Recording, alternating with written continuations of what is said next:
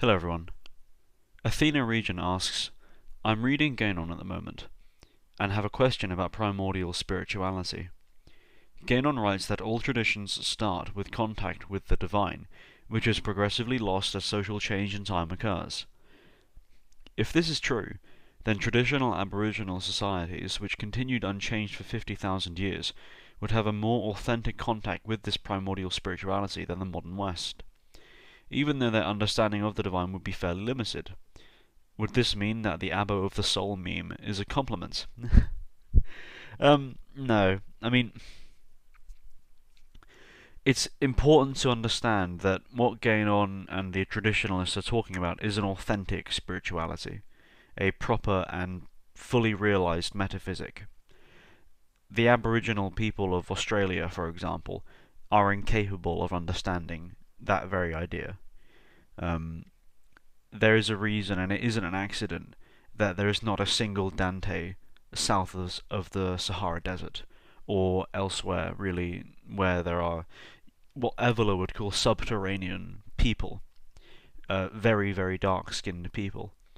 I'm not going to go into the various mythology or esotericism behind these sorts of questions regarding these various races. There are all sorts of things I could say, but no. The authentic tradition of, for example, Europe is the European tradition, which has been preserved through Christianity, even until the present day, as deteriorated as the Church and Christianity as it's perceived by the masses is. There is still a key to the primordial tradition which exists in the teaching of the Catholic Church and in the Eastern Orthodox Church, and for the English, the Anglo-Catholic kind of tradition. But outside of that, there isn't any kind of key to the primordial religiosity, at least for a European. And by the primordial religiosity, we of course refer to not so much a time and place, but to a style, a way of being.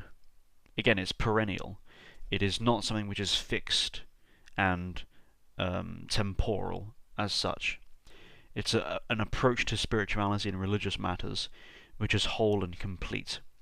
This corresponds socially to ideas of caste, to ceremony and ritual, to the distinction between being and becoming, and so on and so forth. Again, this is standard traditionalist kind of stuff, capital T traditionalist stuff, which Gainon wrote about, Kumaraswamy wrote about, Schuon wrote about, Evola wrote about, and so on and so on. But no. Time. We're talking about time here, length of time. The primordial spirituality exists outside of time, fundamentally. It isn't subject to time. Its expression in a society, of course, is subject to linear time, but the core metaphysic itself is, well, it is by its nature metaphysical. So, it is outside of space-time, if you like. End Tay-Sachs says, if England falls, Adam falls. This is an interesting comment, and it was very short, of course, but I wanted to mention it here because, yes, exactly. Because I am an Englishman. If all Englishness disappears tomorrow, then so do its worldly expressions, and so do the people through whom it manifests, including myself. This is an incredibly important point, and it links, of course, to the race question. As people know, my view of race means, my race is my physical actuality and my participation in a historical continuum, which is bodily as well as mental as well as spiritual. It isn't just I have genetics, It's a lot more than that. So yes, if Englishness disappears, so do I. I, as an Englishman, as an expression of Englishness. And likewise it is for Frenchmen and Frenchness, and so on and so forth. Unyielding Defiance says, acknowledging commonalities between European ethnic groups is not an implication that Europeans are interchangeable, but we must all find common ground as Europeans if we want to survive at all as distinct ethnic groups in the near future. Okay, this is responding to my kind of criticism of whiteness or white nationalism. The fact is, white is not an actual form in the sense of Englishness. Englishness is a form. It is a historically realized and historically contextualized form, an idea. It has an actual expression which you can look at in history, which has its physical component, its mental component, and its spiritual component. It is three-dimensional, and it is a proper racial form. Whiteness is not. Whiteness is a political construct. It is a political idea. It isn't anything real in that sense. Now, regarding Europe in the future, you're very right, actually, that it is really the entirety of Europe, which is, if we look at demographics, under threat. But the way to deal with the demographic problem isn't to bound together in political union. If individuals in European countries, if men in particular, were upright, if politicians were upright, if churchmen were upright, none of these things would have ever happened. And this, again, my whole approach, this is what it boils down to. Nothing will change in Europe. Europe will be destroyed unless the men within Europe change. And, of course, in the various European countries, unless the men change, if they improve, if they become higher quality in their character, in their moral fibre, in their behaviour, in what they see as right and wrong, in their manners and mannerisms, in their habits, in their likes and dislikes. Just observing the kind of demographic trend doesn't actually reach a problem-solving stage. You've diagnosed one dimension of our present crisis, but that doesn't answer how to solve it. And the only way to solve it is through the quality of men improving, through men being loyal to their family and to their feed, and in doing so being loyal to themselves and their own actuality, their own form, themselves in a true and higher sense. And of course, by doing that, they are loyal to God and to a spiritual dimension. So, common ground as Europeans we must all find. There is the common ground. It doesn't have to be found. It just is. It exists. It doesn't need to be realized. Of course, it helps in the realization of the crisis. When you understand the demographic situation we're in, you will inevitably look at the whole of Europe, and see, holy shit, there's a lot of problems here. But that isn't a prerequisite for self-betterment and for an authentic understanding of oneself and one's feed and one's God. Nadim asks, I understand your point that people whose beliefs don't match a narrow definition of nationalism shouldn't call themselves nationalists. But the real question is, what should they call themselves? Regarding white nationalism in the sense of my race is my nation, it could only ever make sense for people who don't feel that they have a nation to begin with. Yeah, and this is a tricky situation, especially for people who are in Commonwealth countries. What is their race? What is their actuality? What is their form? I think for a lot of these people, they are adrift. I've tackled the question of America, for example, with people in live streams and so forth, and I do think there is a hint to something there, but it's I think it does come down to the individual. Of course, as I've said to people, and I've said many times, I genuinely believe that individuals in Commonwealth countries should immigrate back to Europe. I'm not telling people they should, right now it isn't a direct call to arms, or it's not an instruction. That would be what I perceive as a suggestion for people to consider. Of course, if one is so mongrelized that one really has no roots anywhere, then that's a problem. Because I think any human life has to be dignified in the sense of knowing why you exist. Why am I here? What am I here for? What am I? Do I have to be alive? you start to consider these questions, you really need to find a foundation beneath one's feet. Feed and race in the proper sense are part of that. However, I do think religion and religious understanding does kind of transcend the physical and mortal to an extent. So I think for individuals who are in a very difficult situation racially, they should absolutely delve into the religious question and understand those sorts of things. And that can become a foundation for oneself and one's individuality and one's person.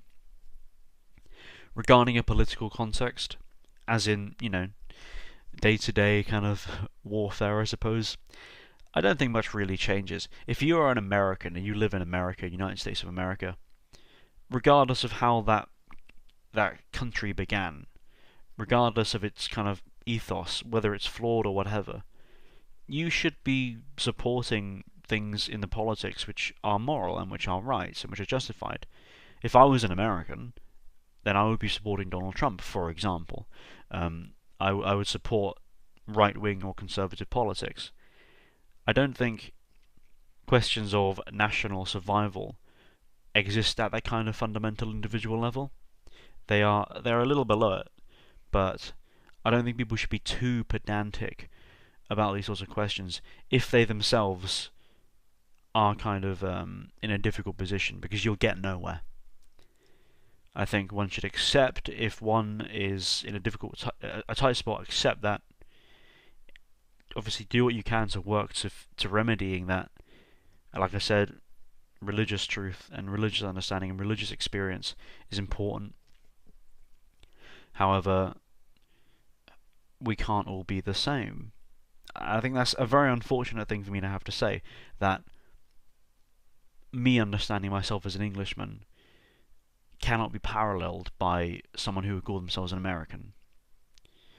At least not to the same depth. For them, it'd be a different experience. It's a different way of being. But, what you advocate and support politically, and what you identify as politically, whatever ideology you like, these things, they're quite temporary and quite, in my personal opinion, quite petty. They're petty concerns compared to an understanding of self and a self-actualization. John Barber says, genetic form is the least amorphous form there is. Form, by constructed nation, is more vague. If your child is born and raised in Russia, he will be culturally Russian, and his genetics will not be. No, if I had a child who was born and raised in Russia, he wouldn't be Russian, he'd be English. He would be misplaced, however. He shouldn't be in Russia, he should be in England. It's as simple as that. This is a response to me saying that a generic kind of genetic grouping is an amorphous form. It absolutely is. One does not call oneself a European and leave it at that. Europe is comprised of various civilizations over a long history. If I was a European, what language would I speak? What would my history be? What would I identify with? Would I feel comfortable in Athens to the same extent that I'd feel comfortable in Scotland in the Highlands? No, of course not. I would belong somewhere within that superstructure, within that political and meta-historical structure. So, being, quote, white, unquote, it is not an actual continuum. It is a meta-historical construct. We can look at it and we can analyze history and politics using these terms. But they can't apply to any level of individuality. So, yeah, that's what I mean by that. Calling oneself white or European is it's almost as bad as calling oneself, I'm of the human race. It's just a smaller version of that to an extent. It means very little. It is very shallow. No, you are an Englishman or a Frenchman or a German or an American, whatever. Last comment. Aidan Clark asks, in what way, might I ask, in response to my statement that I'm likely more extreme in my racial politics than everyone in the core alt-right? which I still hold to actually. In what way am I more extreme? I'd say my extremity comes from my understanding and my viewpoint of race there, as you know what I've been mentioning this whole damn video. Um, this has serious implications. In my view, some races are not only physically superior to others, but metaphysically and spiritually superior to others. They are better, they're worth more. This would manifest politically. And also, I think it's of more importance to the individual. It's more serious and it's more, it's more honest, in my opinion. I think my approach, it isn't my approach, it's just I'm explaining what I'm observing about objective reality. But what I'm saying regarding race, I think, is of serious profundity. And by that I don't mean I'm so smart, for fuck's sake, but it's of serious importance to an individual to consider. Like I said, like there are people who have been born into Commonwealth countries who feel totally lost and adrift, and that's a personal existential crisis right there. It's very serious. That's a very profound thing to undergo, and a real serious demon to tackle. So that's why I would say my understanding of these things is more extreme than just I'm a white man, I hate niggers and Jews. Because that right there, it doesn't mean anything. It's a shallow, politicized statement, really just said to cause offence. You know? I'm not impressed by white nationalists saying they don't like Jews. It's boring. It isn't genuine. It's not deep enough. It's just some liberal who happens to be racist, you know, just babbling his silly opinions, which mean absolutely nothing. They're worth his life. Is worth exactly the same as that of a stupid liberal. He hasn't demonstrated any depth of character, any quality of his character, any seriousness, any honesty, any openness about who he actually is fundamentally. Does he have the strength to analyse the question with seriousness and with integrity? Most of these sort of nationalist types, and I am generalising here, so apologies for that, but they don't. They don't question these questions with any depth or seriousness. They are outraged by contemporary politics and so on, and yeah, that's fine. You have a right to be, but I think to descend to the level and to descend into the individual and the person and one's own nature, I think is something which a lot of people just cannot do. I understand that. That's why traditionally there was a notion of caste. And me saying that isn't me being snobbish or condescending. It's fine. Everyone has a place in this world. And that is a universal kind of thing to say. I don't mean it in the sense of everyone is special, but everyone does have something they can do. Everyone has a role to fulfill at different levels, at different tiers. So, with that, thank you for listening.